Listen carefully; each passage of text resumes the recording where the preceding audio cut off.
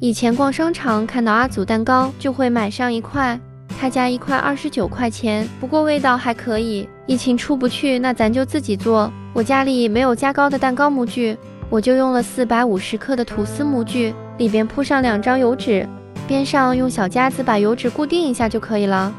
先来提前把面粉给过下筛，低筋粉55克，可可粉8克过一下筛，50克玉米油倒入锅内，开小火加热到70-80度，倒入刚才的面粉内，用蛋抽搅拌至无干粉，再倒入60克纯牛奶搅拌均匀，再来分离鸡蛋。盛蛋清的容器一定要无油无水，而且不能混进去蛋黄，要不然蛋清很难搅打。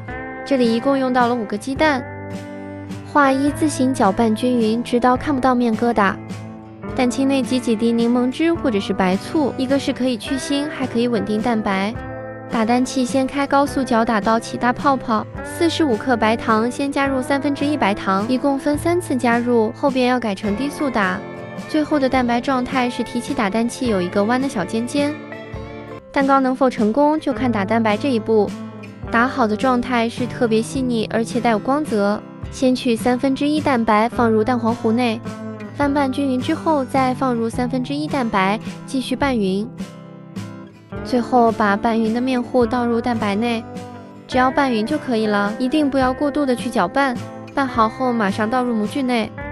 买的那个里边有巧克力，我在中间也放了几块巧克力，看看有没有爆浆的效果。最后震几下，震出里边的大气泡。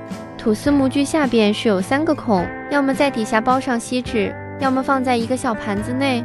这个蛋糕是古早蛋糕的水浴法去烤，模具一定是不能透水的。烤箱记得一定要提前预热10分钟。烤盘内加入温水，尽量的一次性加足。放在烤箱下层140度烤70分钟左右。这个方子也可以用8寸的戚风模具，也是可以的。有很多粉丝说自己蛋糕表面烤糊了，烤到30-40分钟的时候观察表面颜色，如果上色过重，记得一定要加盖锡纸，别把蛋糕扔进去就啥也不管了。烤好后拿出来震出里边的热气，要马上把它提出来放在网架上，撕掉周边的油脂晾凉就可以。